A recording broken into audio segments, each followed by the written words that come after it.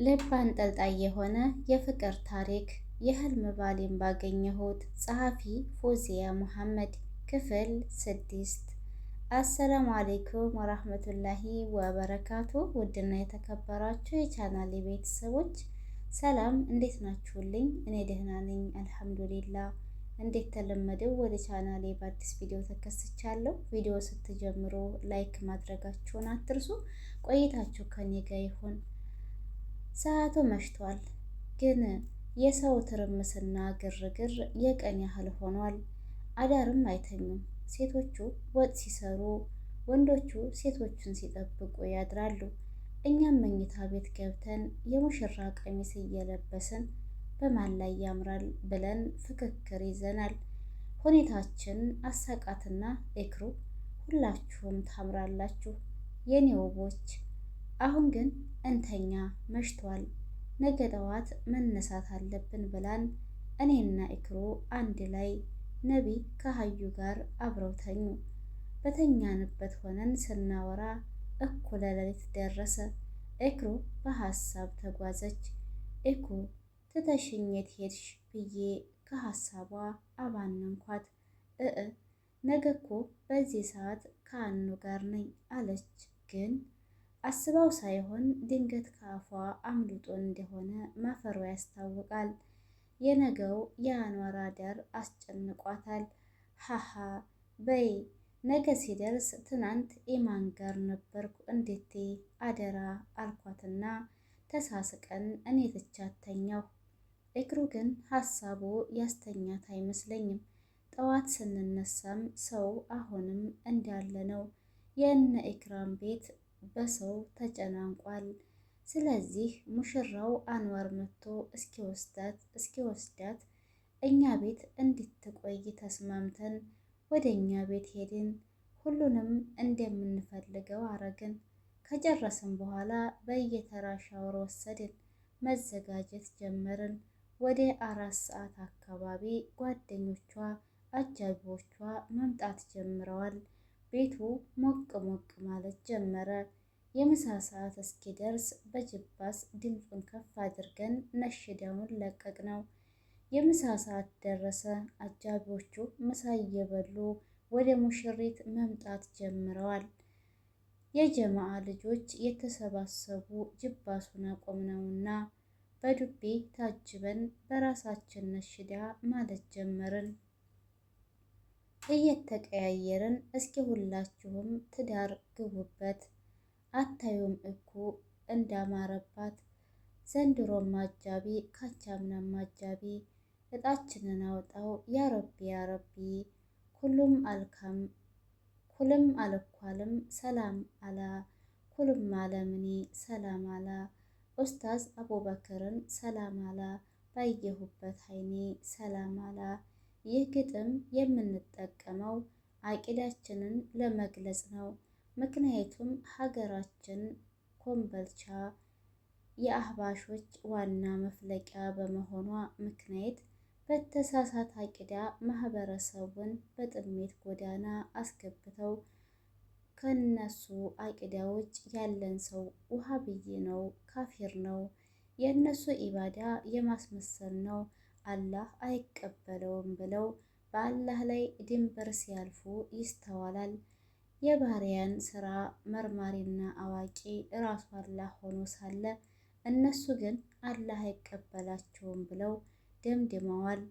የጀነት መግቢያ ካርድ በእጃቸው ያለ እስኪመስል ድረስ በስራቸው ተማምነውና ተኩራርተው ሲናገሩ በሀፍረት ያሸማቅቃሉ። እኛም ባገኘነው አጋጣሚ ሁሉ ተከታዮቻቸው እንዳልሆን እናሳውቃለን። ለዛም ነው ኡስታዝ አቡበክር አህመድ ነው አሚራችን ብለን ያንጸባረቅ ነው። ኡስታዝ አቡበክር አህመድ የዚህ የወሎ መዲና እምብርት የሆነችው የደሴ ከተማ ተወላጅ ነው። አቡበክር አህመድ አላህ ይራህማቸው የእነ ሼህ አደም ተማሪ፣ በታላቁ አረብ ገንዳ መስጊድ ቅራአቱን በመቅራት ያሳለፈ ምርጥ ኡስታዛችን ነው። አቡበክር አህመድ ደሴ ከተማ ላይ በተለያዩ መስጊዶች ዳዋ ሲያደርግ እንዴት ደስ ይል ነበር። ወያኔ ከተወለደበት ሀገር ደሴ ከተማ አፈናቅሎ ለድኑ ሲል 5 ዓመታትን የተሰቃየ አሁን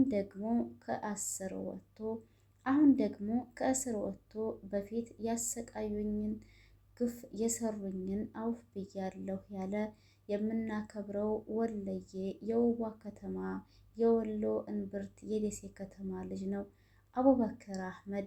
አሁንም ድረስ ኮምቦልቻ ህዝቡን በአህባሽ አስተምሮ የተተበተበ ነው። አህባሽ ወያኔ ያመጣብን የእስራኤል እጅ ስራ የሆነ ኢስላምን የሚመስል ግን ከካፊሮች በላይ ኢስላምን የሚያጠፋ አስተምሮ ነው። ከተለያዩ ሀገሮች አህባሾች አስተምሮ ኮምቦልቻ ላይ አሁን ድረስ ተንሰራፍቶ ይገኛል።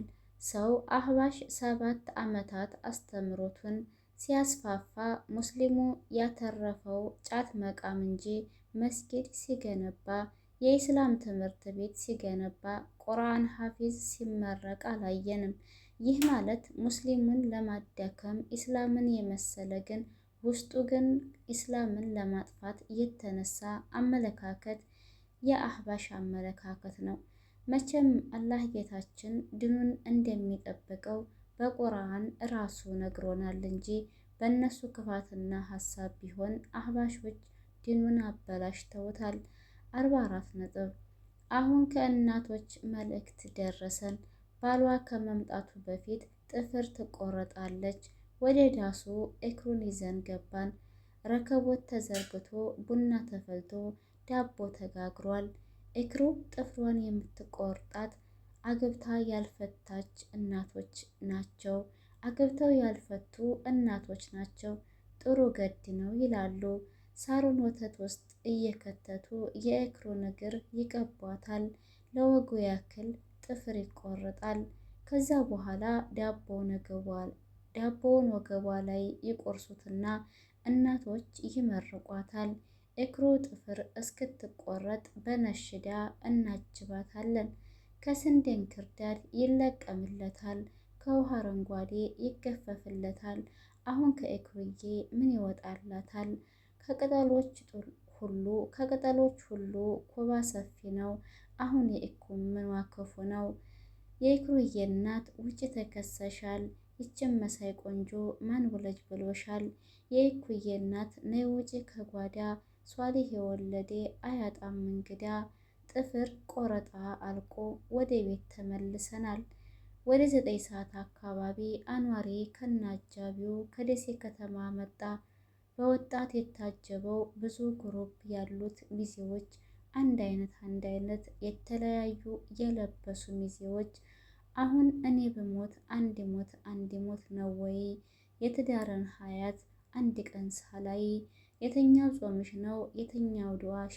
አንዋሪን መሳይ ቆንጆ አላህ የሰጠሽ።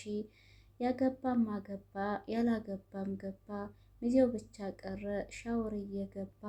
አታገባም ወይ? አጥር መሄድ አይበቃህም ወይ? በመንገድ መጋተት አይበቃህም ወይ? ምሽት 3:45 አኑ ታላቅ ፊልም አለው። እኛ አላገዝነውም።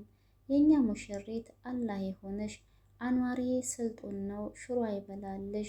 እረ ብዙ ተጨፈረ።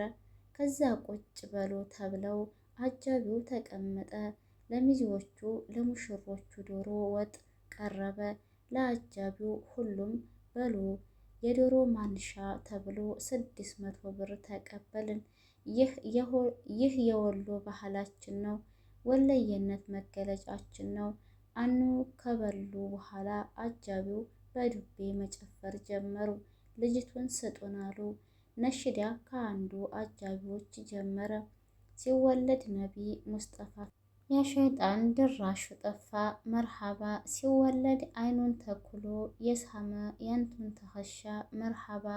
ማናለ እንደ ዑመር። ኤክሩ ለአንዋር ልትሰጥ ነው። ውድና የተከበራችሁ የቻናሌ ቤተሰቦች በቀጣይ ክፍል ላይ ኤክሩን ማን ይሆን የሚያስረክባት የሚለውን ይዤ እመጣለሁ።